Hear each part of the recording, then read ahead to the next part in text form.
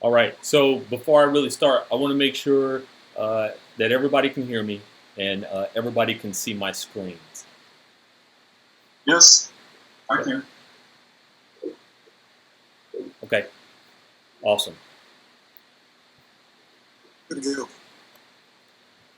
Okay. Cool. So welcome everybody. I'm Fernando Tomlinson. I really appreciate the opportunity to speak.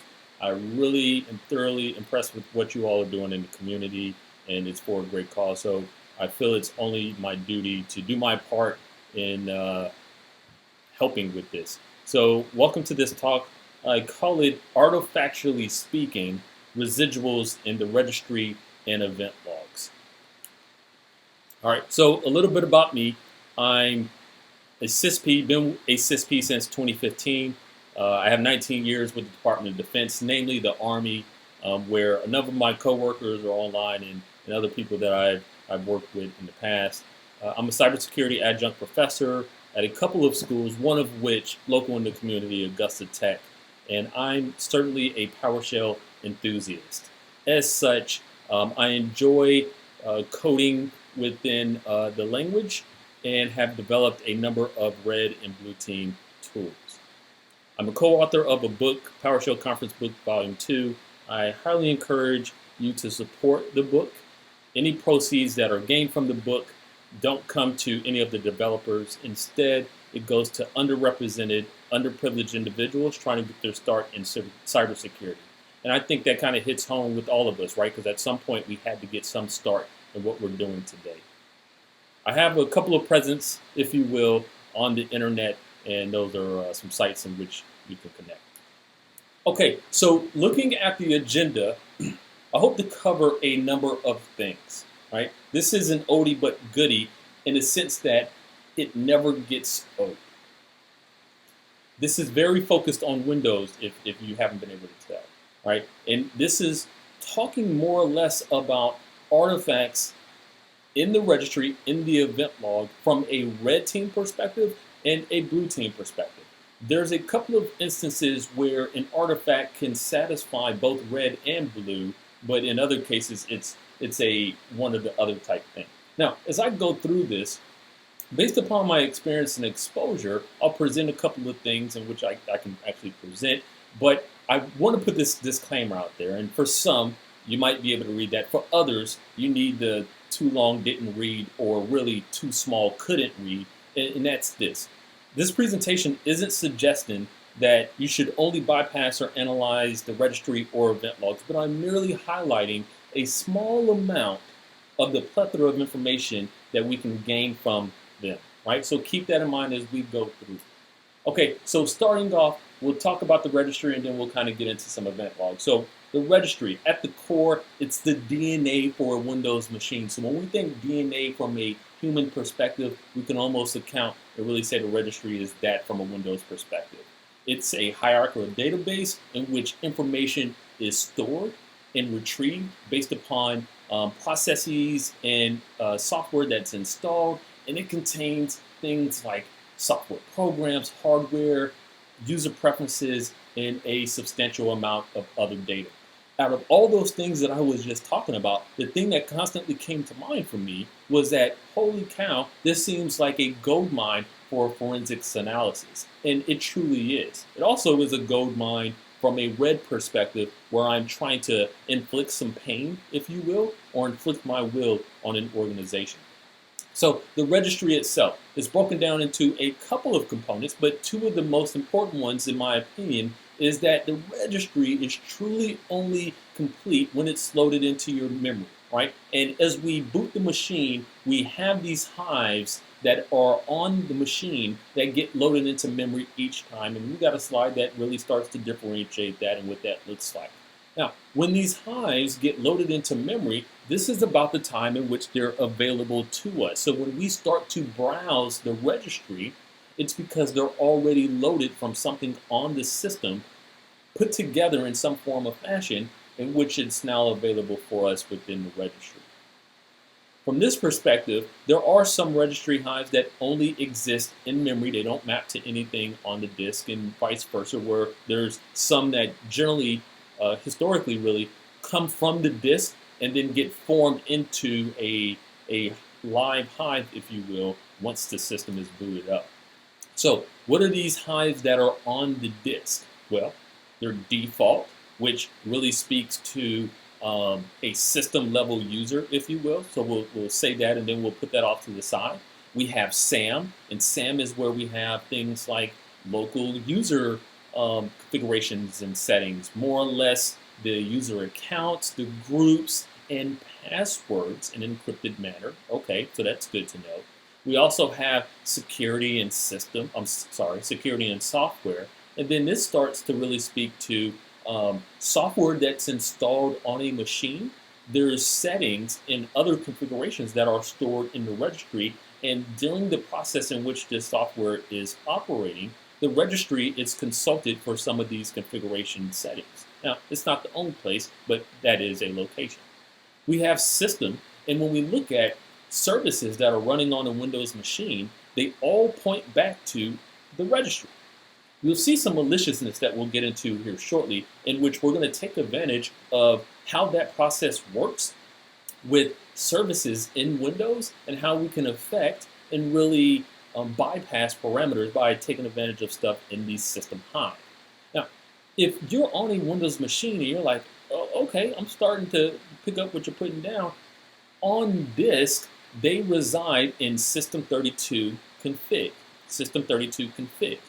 Now, if you try to go there now, live on your machine, and copy them or move them, you won't be able to because they're locked. They're locked because they have a handle, or they're open, and they're open in memory. So we can't actually affect them in that manner. There's a couple ways we can get around that, but another method in which we could grab these things are roughly every 10 days or so, there's a backup of these registry hives that are sitting in the config folder in a folder called regback, right? So that's pretty cool. That becomes another place in which we can get stuff. I say this because I imagine myself as a defensive person or an offensive person, and if I'm able to identify stuff, I don't know, today, February 24th, and I'm trying to understand, maybe in one form or fashion, was it there 10 days ago or about 10 days ago? Well, let me go look at one of those backups, and then I can continually walk the dog on that to get some type of time frame in which something appeared. Now, there's some write times that are associated with some of the keys in the registry, and we'll look at that as well. But from a forensics perspective, we're really just trying to take whatever we can find to help paint a picture. From an offense perspective, I need to be cognizant of this, and if I'm dealing with a not so well-equipped admin, well, maybe I don't care. But if I'm dealing with a sophisticated top-tier admin, then I probably want to be cognizant of this and probably look for how do I lessen my footprint or clean that up later on. We also have user hives that are on the disk, right? So these system hives, this is at a system level. No matter who logs in, this is directed towards the system at large. Then we have user-specific hives, and these are ntuser.dat and usrclass.dat. And ntuser.dat, we see where that's located. Conveniently, it's located in everybody's user's profile, and it's called ntuser.dat. So if Fernando is logged on right now, and I navigated to that folder, and I wanted to affect that file, well, I couldn't because it's loaded live in memory, and it's locked. But guess what? If somebody else has a user account on my system and they're not logged in, as long as I have the applicable rights, I can absolutely navigate to their user profile and I can grab that ntuser.dat and do something with it. We're actually going to walk through that from a screenshot perspective of how that might be done. And from a user class perspective, there's a subset of key information that's also stored here. So we have not really an overflow, but an additional hive that's tied to the user. We see that this one's a little bit more buried down in app data local Microsoft Windows. All right, so high level from disk to memory. So we have those registry hives that are sitting on the disk. There's some process that happens, and in this case, Windows boots or starts up, or a user logs in, and then those hives get loaded into memory. into memory. Again, they may reside on the system, but when the system boots, the process then loads them in memory and they become locked on the file system. As we see the user one, well, this is based upon the user logging in, and then his user hive gets locked and loaded into memory as well. Okay, so this hive transformation. If you've never looked, well, you could open up your favorite version of Windows, and you can, in the start search area, you can type in reg edit, right? REG edit, and then hit enter, and the registry viewer will open. This registry viewer allows you to interact, see, read, alter in some cases, contents of the registry hive that is now loaded into memory. Now, these hives on disk, when they get loaded into memory, and we look at them in registry editor, they become something different. So, case in point, my NT user in user class, USR class.dat, while that's the name of them while they're on the file system, when I look in the registry editor, they're now known as HKey current user. Those system level hives that we talked about, system security software system, I feel like I said that twice, when they're loaded into memory in registry editor, we see them as HKey local machine. Now, Windows has this feature, and I hate saying feature because sometimes a feature in Windows is not really a feature, it's a, okay, never mind. But when I'm logged in, you might have heard of a feature called switch user, right? That allows essentially a person to background my session, but then they log in. Well, when we do switch user, my HK current user now becomes HK users because I'm not totally logged off. So it moves my personal user hives from current user to just users. And then the person who logs on, theirs get mounted as current user. All right, so here's a visual breakdown. On the left, we have these hives, as we just talked about it. So you see HK current user, you see HK local machine, and then these hives have keys. Those keys, all of them look like folders, and each key may have a subfolder. So on the left-hand side, we have the hives, keys, and subkeys. On the right-hand side, we have values. So for each one of the keys or subkey, there may be a value. In this case, the value may have a value data. 1, 0, maybe some ASCII text. This is where it starts to get good and juicy if I'm an offensive-minded person in the registry. But this is also where it becomes a daunting task if I'm a defensive guy. Because how am I supposed to know every registry key, but then also understand every value and value data? It's a tough task, right? Because when I install software, there may be certain registry keys and values that get made automatically in that installation process. By virtue of me doing things on a machine, there may be things that actually are taking place in the registry. So again, we go back to how do we know? Well, the best way for us to know is, one, have some type of alerting in which we're monitoring for keys, but then that could be timely because so many things are happening in the registry just by virtue of us doing business on a Windows machine that we could inundate ourselves with it. The other thing we can do is be cognizant of well-known keys and where artifacts lie. And that's where we really start to break down and get into it. So how is this data stored? Well, some of it is stored as a binary. Think of an executable, if you will. Some of it is stored as an XML file, just subset of text. Some of it is even stored as ROT13. Think of ROT13 as character shifting. So if I had a text of A, B, C, D, I would just shift them to the right 3 letters, and now my A becomes B, C, D, E, and then I just kind of carry that on. This is interesting because this is one of the ways in which Windows tries to protect itself. In a large laundry list of registry keys and registry hives, some people just want to Control F and search for keys throughout the registry. Well, when Windows is using ROT13, to encode, alter, if you will, the keys. Simple texting or simple filtering and using the find command isn't going to help us. Not every key is in the same format, but for a ROT13 perspective, we see things like user assist. And user assist helps us understand executables that were executed on a machine. And we'll talk a little bit about that here in a minute. Now, the keys themselves are tagged with the last update time. The format is Windows 64 time, and that's really a version of time. I won't really go into that, but just know that as the keys are updated, there is a last update time associated with it. What's horrible about that is by default, we can't view that in that Windows registry editor that I had on the previous slide. But there's a way that we can actually get it. In some cases, we'll have to export the data. In other cases, we'll have to use a third-party tool. But have no fear, we can get that data. All right, so why would somebody even care about the registry? Well, plethora of information. So much data about a machine is there. Again, executed programs, access files, and the list kind of goes on and on and on. It's heavily used by the operating system. We know this because we recognize its DNA. So as I am doing things in the grand scheme context of my day, I'm altering things on the registry unbeknownst to me.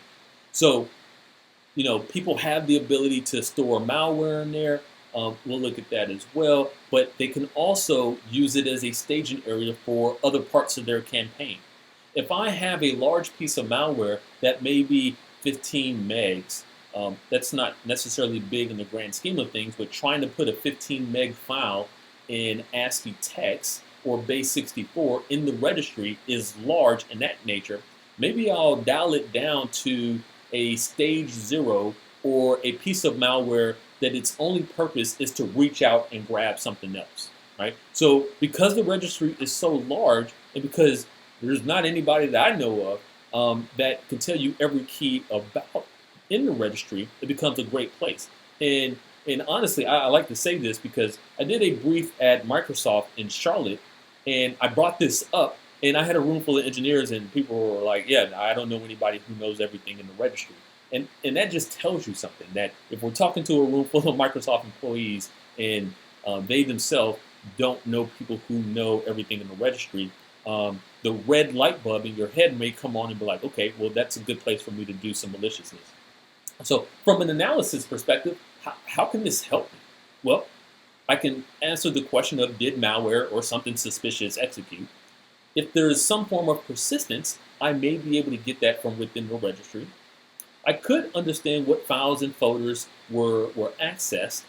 So from an analysis perspective, based upon the well-known keys that we know about, we can answer those questions, and that's rather helpful for an analyst.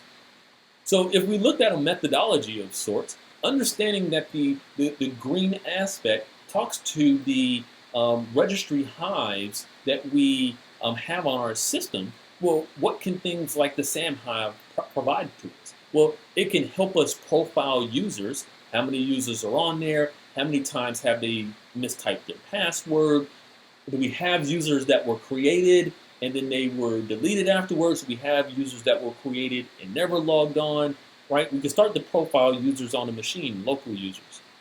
From a system or software hive, we can start to understand system configuration and how that's arrayed, especially if we're in an enterprise and we're talking endpoints. You'd imagine that endpoints in an enterprise would all be replicated and duplicated, so they all should be the same. And you start to see a lack of commonalities in there. That sounds like an anomaly. In which probably warrants a little bit more attention. From a system software perspective, if we have inclination that there's some close access concerns, then we can understand who's using USB drives and a number of other peripherals. If we want to understand that, hey, I know this machine has malicious logic on it, and it's communicating with known malicious servers, then we can then certainly look for user activity based upon an individual's user hive, right? Because from an individual user hive, I can start to understand what items that they were individually doing. And now, if I see a user hive that belongs to the persona Fernando doing some malicious stuff, If Fernando comes back and tell me it's not him, well, now guess what? Now I'm just in a place where I need to prove it. Because if I can put Fernando, not the persona, but the physical human, at the machine, and then other artifacts like, hey, this is how they logged in, was it remote, was it interactive, and a number of other things, and I can not correspond, but correlate that with what I'm already seeing, well, that's just super helpful for me. All right, so what are some of the tools that we can use to help us in this endeavor? Well, Registry Editor, which we just talked about, this is inherent to Windows. It lacks some features, namely the last update, right? So we have things like RegRipper, and this is going to help us with offline files. So you can take one of those registry hive that we talked about from a offline perspective, and you can feed it into RegRipper, and it will parse it out, and it will look for things that are well known and present to you a makeshift report, if you will. There's also plugins that are available, and you yourself can also make plugins as well, so you can make it as extensible as you want. Now, with any type of automated analysis, we may not get everything that we care about, because it's all up to the individual who is writing the tool to then determine what is relevant for us to actually get and what not to get. So in this case, we may have a gaping hole in which we're missing stuff because of that reason. We have Registry Explorer, and this can help us see deleted keys. Maybe I'm doing stuff in the registry, and I'm trying to clean myself up, and I delete my artifact. Well, when I utilize something like Registry Explorer, I can see those keys being deleted, and we actually have a slide coming up kind of showing that. We have Yaru, yet another registry utility, and it also can retrieve deleted keys. It's a phenomenal tool, very rich in feature, but it costs money. Registry Viewer, this is a tool made by the same folks who make FTK. So if you're familiar with forensics, FTK is a forensics tool, well known at that. And this is a registry viewer that is made by those individuals. And by virtue of it being made by FTK and it being awesome, Registry Viewer also becomes awesome as well. PowerShell, inherent to a Windows machine, so we can utilize that programming scripting language to do some analysis in the registry. So this is a very quick list. It's not an all-inclusive list, but this gets us started with reading the registry and trying to get after the task. Okay, so the next couple of slides is really us talking about specific registry areas, where they're located, and kind of like what it provides to us. So if I'm looking for evidence of execution, right, I can look at MUI cache. And this is going to be stored based upon every new application that's launched. And we see the screenshot down below showing it. So I'm able to see each one of those things being launched. It doesn't, however, log the actual execution time. So I would then need to be able to utilize one of the tools that we talked about that helps me with the last write time to then be able to make some correlation into when it actually executed. We have shim cache, and shim cache is really made from a compatibility perspective, right? So if you've ever been messing with the binary and maybe it crashes in your Windows 10 machine, but it used to work in Vista or XP, and there's a compatibility feature that you can manually force it to run under. Well, shim cache, when it's invoked, either compatibility fixes on its own, it gets logged there. Well, when it gets logged there, what are we getting? We're getting the file name, we're getting the path to the executable, we're getting the last modified time of it, last execution time, amongst some other things. Now, the bad thing about this is if I'm defensively minded and I gain access to a machine, I'm not going to see this stuff at that time for the current session, because this only gets written at shutdown. So if I'm doing offline analysis where somebody has given me a disk drive, then I'm good to go.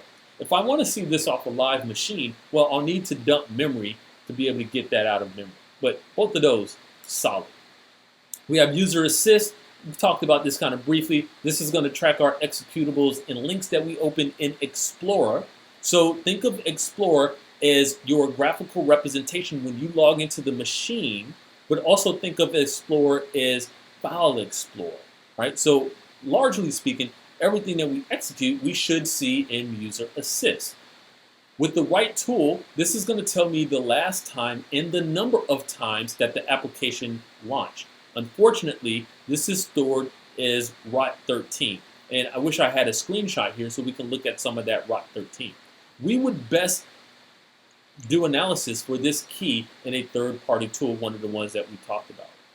We also have recent apps. This is more of a new thing for Windows 10. It's going to track all programs and files that we access. And this is very similar to user assist. From a red team perspective, people are less likely to mess with this and cleaning up their tracks because of how fairly new it is or fairly untalked about, right, in this field. Now, what's interesting about both of these is notice the beginning path on the beginning line of each of them. HKCU, that's current user. When you see current user, that's an individual. So individually speaking, we're able to see what programs an individual opened. Individually speaking, we're able to see the recent apps. So even if I were saying, hey, something happened on this computer, well, I can look at the user's registry hive to then understand which of the personas actually executed it. So this is key artifacts from an individual perspective. When we look at trying to do some form of an investigation, we have shell bags, and that's going to sit in the current user again. This contains the path, last write time of every folder that's accessed, right? This requires some interaction with the shell. So think of shell not like a command line shell, but shell from a GUI perspective. So this is good. I might not be able to understand what binary they actually touched, but the fact that they went into a specific folder gives me some leadway, and then I just need to understand what's in there. Especially when we talk about having a smoking gun.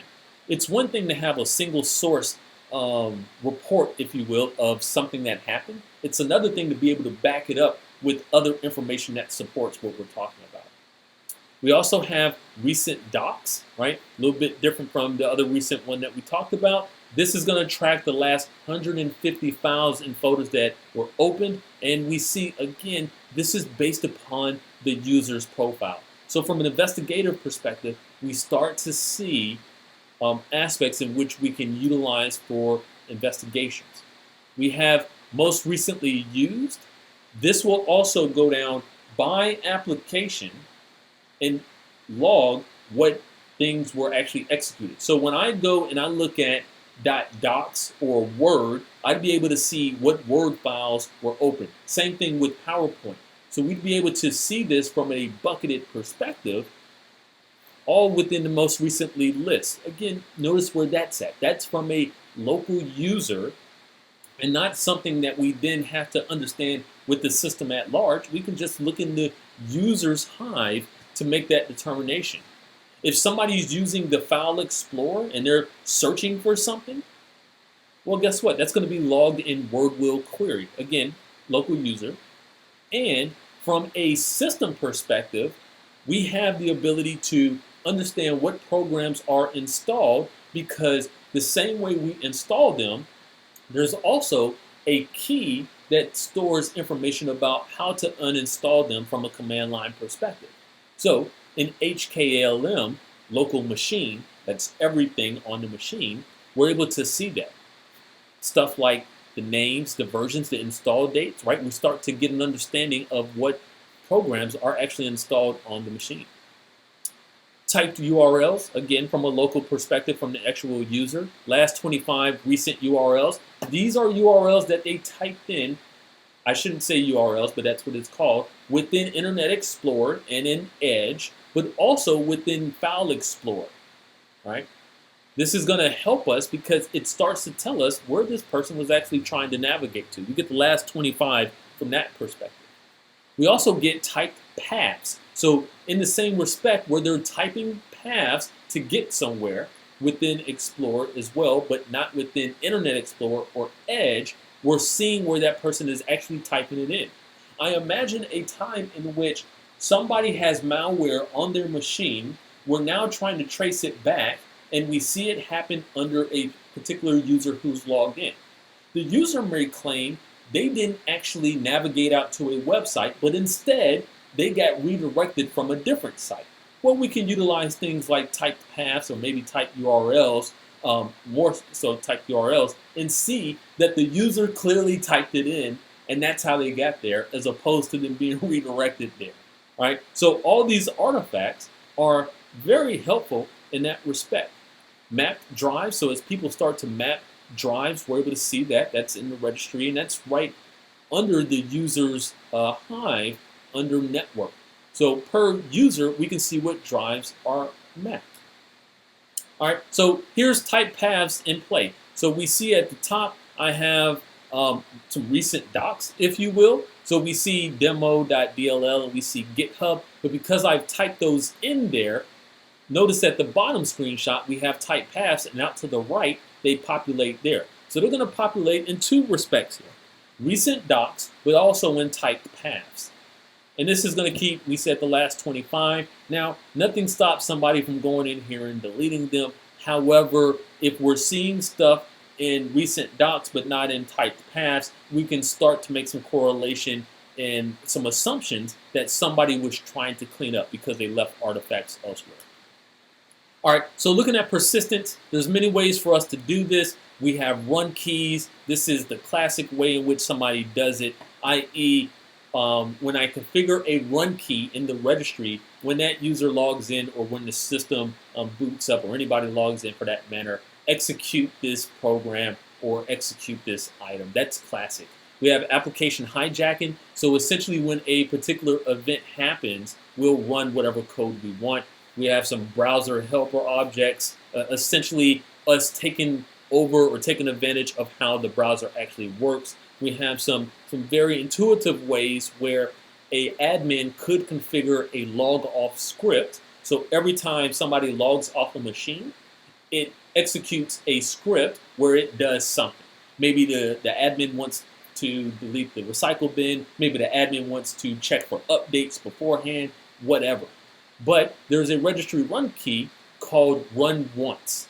And when we configure run once, it does exactly what it sounds like. It runs once, and then it deletes the item that's in there. So we can use a we can use a log off script that as somebody's logging off, creates a registry run once configuration, and then when somebody logs in, it will execute whatever malicious code we have. In this case, I just put stager execution, and then when it executes that, it deletes the run once. So now if a DCO person was coming by later on trying to look at the classic run keys, well, nothing's in there. And then guess what? When that user gets done and they log off, it then pre-stages itself for the next time somebody logs in, right? So pretty slick in that manner. All right, so here's some persistence through offline registry, right? So if I'm logged in and there's another user who's not logged in, if I have the applicable rights to navigate to their profile, well, I can utilize PowerShell and I can essentially map their registry hive in a way in which I can alter it. So this is what we're doing here in PowerShell. We're going to create a drive so PowerShell can interact with it. And I like to do this via command line because when you think of most folks who are malicious in nature, they don't necessarily have a GUI in which they can do this. They're traditionally doing it from the command line. So once we load that drive and it's something we can interact with, we then load their user hive. So notice I'm using reg load. Reg is a built-in Windows capability. And I'm saying, hey, load it in current user under a key that I'm just calling 123. I'm just making something up. And the thing that I actually want to load is the ntuser.dat at this location. And then I want to come in here and I want to create a new key. The new key that I'm going to create, I just call it evil key. And then I want to come in there and I want to create a value. Remember, value was on the right-hand side. The value is going to be essentially called totally legit. And then I'm going to give it a value data of that executable. And then I'm going to clean up and unload it from my current session. So now when that user logs in, I've now created persistence in there. Their hive is going to load. and it's going to execute on my behalf. And I'll pause here. I wanted to wait till we get done with the registry, but I'll pause here because I want to make sure that if you have questions or anything, that we have an opportunity to answer them. And what I failed to do was I like to do these back and forth. So if at any point you have a question or comment, stop me in there because I want to make sure I'm answering it. So I'll pause here. Any questions or comments from the field? Okay. Okay, awesome. Nothing heard. So we also have the ability to do some persistence and execution. So in this case, we're going to take data. Let's say the data is called, in my example, the second line there, where it says bytes, I'm actually taking calc.exe, which is calculator. I'm taking that executable, and then I'm going to convert it to bytes, a sub-series of numerals, integers. And then once I have those bytes, I'm then going to convert it to base 64 encoding. And once I have this base 64 encoding, well, I'm going to create a registry key that has a registry value. And for the registry value data, I'm going to feed it my base 64 string. And now it's just sitting there. It's sitting in the registry in a place that's obscured, in a place in which admins won't find me unless they're purposely looking for me. And it's going to sit there until I'm ready for it to execute. This is a common technique in which people do this, and it's not only in the registry, but they can do it pretty much anywhere in which you can store data on a Windows machine. So we got Active Directory, event logs, alternate data stream, whenever, wherever. So the process to then convert it to bytes, base 64, and store it, we see before us in the top group, but notice I'm creating my I have a key, 7-zip, and I'm creating a value called updater64. Because maybe updater64 is a little obvious, but generally when you put 32 or 64 appended to anything, people think it's legit. It feels good, right? Oh, yes. What is that? Oh, it's the 32-bit version of whatever. Oh, okay. You just got that because it just sounds like that. And then I'll put that base 64 string there, and it'll stay there. Right? And maybe I have some other process that kicks off, and its only job is to read this key, read the data, reverse the process from base 64 to bytes to data, and then execute it, which is what we see on that bottom subset of text. So 4 lines, essentially 4 lines to hide it, 4 lines to reverse it and execute it. Here I'm doing it with calc.exe, but really you can do it with whatever you want. All right, so looking at deleted registry keys. So in this case, we talked about a couple of tools that allow us to do it. We're going to go in and we're going to delete them. And this is the screenshot is a copy from the previous one, but at the bottom, notice how we have cover our tracks, right? So I'm going to go in there and now remove it. Well, utilizing one of those third-party tools, I'm able to load the registry hide. And notice how we see 7zip64, and off to the right, we see my value of updater64, and we see my base 64 string. So while I went in there and deleted and tried to clean up, there's still an artifact in which somebody can then go in there and find me. The interesting thing about this, as we talked about last write time, is I can't do that inherently, but in one of those third-party programs, we can. So we see the last write time, i.e. the time in which I deleted it, was at that date shown before us. Okay, so this is good because I see where an actor could cover up their tracks, but I also see a way in which I could highlight this and find it. Yes, when we look at individual systems, this becomes an easier task. When I'm looking at an enterprise of machines, well, you might as well get you a Snickers. This may take a while, right? We got to get a little bit more diligent in how we're doing that. So here's some more useful keys from a red team perspective. In the registry, we can see all the firewall rules that are applied, and we can simply go in there and remove those firewall rules, right? All from the registry. We can carte blanche disable the firewall, right? We can also downgrade our version of PowerShell. Modern versions of PowerShell has a large subset of security built in, and then older versions of PowerShell, not so much. So what an actor likes to do is they like to downgrade to the older version because there's no security. But from a blue team perspective, we can disable that. And then for everyone out there, you might have used sysinternals, right? So like auto runs, PS exec, they're all great tools. But the very first time you run one of those tools, right, what does it ask you? It presents you with the EULA, and you have to accept it.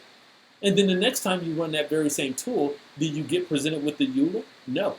Well, how does it know that you accepted it? Well, that registry key right there is where it's logged.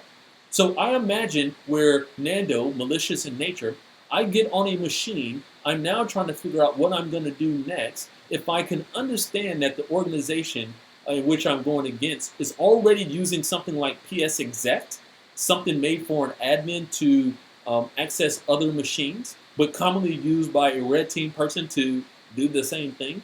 If I can understand an admin is already using it, well, I'm just going to use it as well, because that becomes one less artifact that I'm creating. If I'm in an environment that they don't use sysinternals, and specifically PS exec, if I choose to use it, I need to clean up later on, because that squarely becomes an artifact in which people can look for. So when logon and really user init, when we go to log on to our machine, there's a process that kicks off. Largely, it's going to be explorer.exe, and this is what presents us with our desktop and all the graphical representation. If you were to go into the registry key and look at that that value, and edit the value data and say, hey, explore, which is already there by default, if you were to put a comma and then put in whatever program you want, when that system boots up, it will not only load Explorer, but it will also load whatever else you want. How great is that, right, from a red team perspective? And commonly, we're doing the same thing with user init.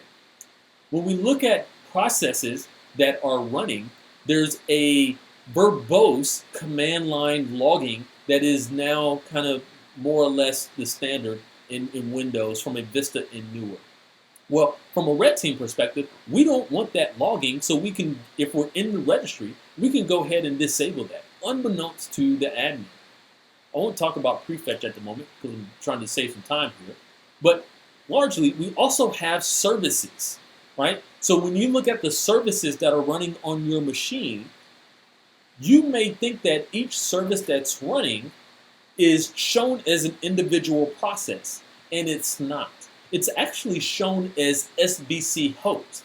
So if you look at the processes that are running and you see 5 SBC hosts or you see 500, not one of those is really the right answer because it depends on your machine. But for the services that are running, it's not a one-to-one match. It's a bucket of services that are running under the context of an SBC host. So when I am able to come into the registry and affect that, at the bottom of this bucketed list of services, I added my own service called helper. Notice at the bottom there on the right, I've added helper. So now what does that mean? Well, I then created the service called helper, and then I mapped, if we look at service DLL, I mapped a demo.dll. So now when I went into my services and I started the service, the process or the program that it will run will be my DLL. In this case, all my DLL does is pop out a text box that says hello world.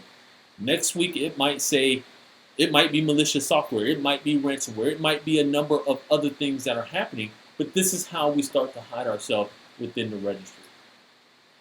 We can also kind of do the same thing with Microsoft Office, right? There's a key called perf, almost like preferences to performance, if you will, performance rather, that isn't talked about. There's no documentation. However, if you're looking at a program like Proc Explorer and you're running processes and you're monitoring all the calls, hey, this process started, it created this folder, it tried to read this registry key, it tried to look at this registry key, you can then find places in which the program is looking for things that don't exist.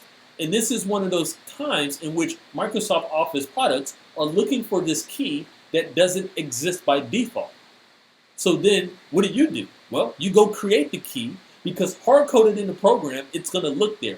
And when it looks there, it's just going to run whatever you want, whatever you have listed there. This is typically found when we're doing stuff like debugging. all too often, programs are running, they're looking for things that don't exist, but we, general people, don't realize that because we don't have access to it. All right, hiding data. We kind of talked about this where we can put stuff in the registry. You may say, well, what happens if an admin runs across this, sees that, and is like, hey, this doesn't look right. Well, what we can do is we can pad it with spaces, white space, right? And we pad it with white space. We have it say value data not set, kind of like it would at the top key there. And then the only way an admin is able to see it is if they interact with it. So one, an admin's not going to see it. Two, if they were to see it, the only way they see it in this case is if they interact with the key. This is us being a little bit more stealthier because we may find ourselves going against a different type of admin. All right, I'm going to skip through a little bit here. All right, so I'm talking about event logs, and event logs help us with things like what happened, when did it happen, what users, right? All these resources of sorts that happen. From an older version Windows perspective, they were .evt, and we see they're located in System32 config, along with the registry keys. In modern versions with Vista and newer, we notice now they're in WinEvent logs, right? And the extension has changed just slightly. If we want them to be stored somewhere else, we can change this data where? You guessed it, in the registry. All right, so the types of logs, we got things like security. This is going to be the most commonly used for forensics because it contains the brunt of all the data. All right, we also have application and service logs. This essentially is tied to applications and services. So we had third-party programs like McAfee or even Windows Defender or whatever other program. Any logging associated with it, we're generally going to find in there. When we look at the event codes associated with this logging, there is a laundry list of them. And here are some of the, I don't want to say most common, but yes, most common. And if Fernando had his way, the ones that I would pick on to have first, right? And if I could only have one, it would be that 4688 process creation. If somebody can tell me every process that's created on their machine, that's half the battle, right? Let's think about it. Malware needs to execute. So if you can tell me every process that's created, we're halfway there in some respect, right? So here's some registry keys associated with USBs and applications. Again, a long laundry list of them. Some of them are enabled by default. Others have to be enabled. That's some of the bad piece of it. But take an example, 4624. This tells us essentially how a user is logged in. It says, hey, a user was logged in, and we see a log on type. So it's one thing to see that Fernando.Tomlinson logged in via this event log. It's another thing to then look at the log on type. Well, how did he log on? Well, if it's log on type 2, then he logged on via the console, meaning he was right at the machine. That puts him in front of the machine. If it was log on type 3, then guess what? This was like some drive mapping. You know, when you access a file share at work or you're accessing another machine through SMB or file services, well, that's going to be a network log on. If it's batch, well, this is typically dealing with scheduled tasks, run as, well, think of this as kind of somebody elevating. And lastly, 10 is going to be RDP. So again, it's good to know somebody logged in. It's much better to understand how they logged in so you can then really paint the story of, how, when, where, all that other good stuff. All right, so locating some evidence, we need to be cognizant because if I'm looking at somebody who logged in, if it's not part of the domain, then it will be logged local to the machine. If it's part of a domain, then it will be logged on a domain controller. And we just need to know this because this helps us direct where we can get some of these artifacts. And that's one example of many other ones. All right, so here's a number of tools in which we can use to look at the event logs. Again, I apologize, I'm going a little bit fast now. We also have the ability from a blue team perspective where there's certain events that we just don't have the ability to log. Maybe somebody created an application in-house and it doesn't log. Or maybe we didn't enable process creation for whatever reason. This is good because somebody of red team nature, when they get access to a machine, that's one of the first things they're going to do. They're going to survey that machine. And they're going to try to understand what's already enabled. Okay, they have process creation enabled. Okay, I'm going to use something else so I can try to bypass that. Oh, they have this enabled. Okay, well, that's too rich for my blood. I'm just going to go to a different machine. But when we can create our own event logs, that's a game changer. In this case, we did. And if you look at the top right-hand corner of the photo there, we have an event log that we're calling 1337. This gives us an opportunity to make up our own event IDs as well. All right, so a method for us to do this is we can look at triggers based upon the event log. And this is post-exploitation, meaning I already have access to the machine, and we can almost look at this as persistence. So I have something that's monitoring, and every 295 seconds, so almost every 5 minutes, I'm going to read the event logs, looking for a logon ID, and I'm looking for where the logon ID was in the last 5 days, and it was a user of administrator. Where that has happened, I then want to go down and I want to go out to a website that I call ilovecats.com. I want to download a picture and I want to essentially open the picture, right? Replace the picture with some maliciousness. Well, why would you be monitoring for when an admin logs on? Oh, well, I want to try to get some higher rights, right? If I can make the administrator's persona reach out to a website, download something of my choosing, and then automate it in an automatic fashion, execute it, that then allows me to elevate my rights in such a way maybe I didn't have before. All right, so as we kind of get to the end here, I want to talk about a tool I wrote called Invoke Ghost Log. So this is a technique for altering the event logs, right, on Windows 7 on up. This is going to be a thing in which we give it a custom query in text. Hey, I want to look for this event ID at this time frame and during this time frame, and then those are the ones that I want to essentially remove from the event logs at large. So I can do this based upon ID, time frame, or both. Now, the bad thing about this is if there are logging services that are being disabled or stopped or whatever, then I might be writing an event ID in a different area. So I'd be able to wipe my tracks of all the bad stuff I did, but I could be creating another artifact that says the event log, if you will, stopped for a period of time. And from a red team perspective, it's going to be situation dependent on what do I do. Do I leave the artifacts there, or are they so detrimental that I need to get rid of them and just leave this other little artifact that, let's be honest, a admin may not even find, right? Now, this requires that I have system level rights, but nonetheless, I'm able to do it.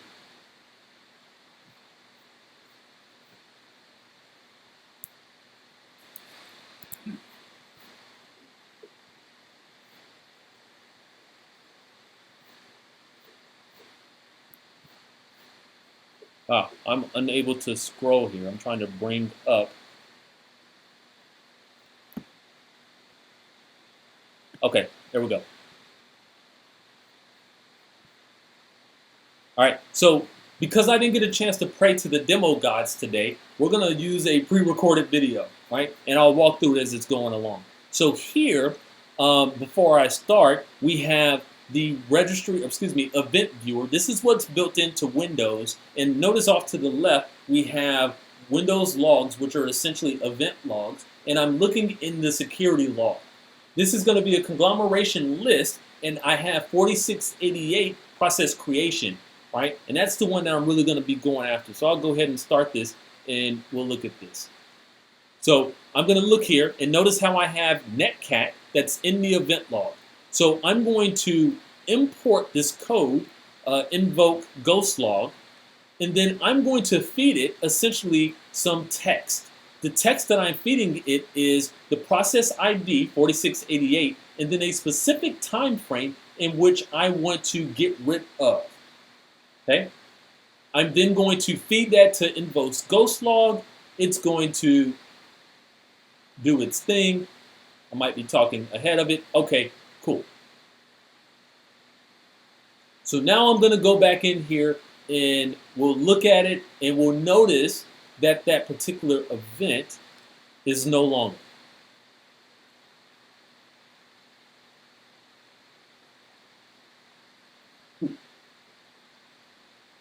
Right? So we see that before our eyes where I just cleaned up because I made too much of a mess on my way out, right? And that code, if interested, that code is on my GitHub and you see it there. So as we wrap up here, the event logs, the registry, plethora of information. I mean, I'm at just over an hour and I really skimmed over the event log. We really scratched the surface, which really tells you that we can go really, really deep in this. There's a number of things that we can utilize from a defense perspective. There's a subset of things that we can use offensively. And from when we put them together and we understand it, it's really a dangerous thing. The same thing when it comes to event logs. So with that, I'm Fernando Tomlinson. This presentation in the next 30 minutes, it'll be at that website. Any other presentation I've done is at that website. And where there's video, you'll be able to see the video. Any open source code that I've done, you'll find on my GitHub. And I have a presence on Twitter if you want to connect there. But I'll pause here for questions. If there's no questions, then I'll pass it back over to the moderators. Thank you.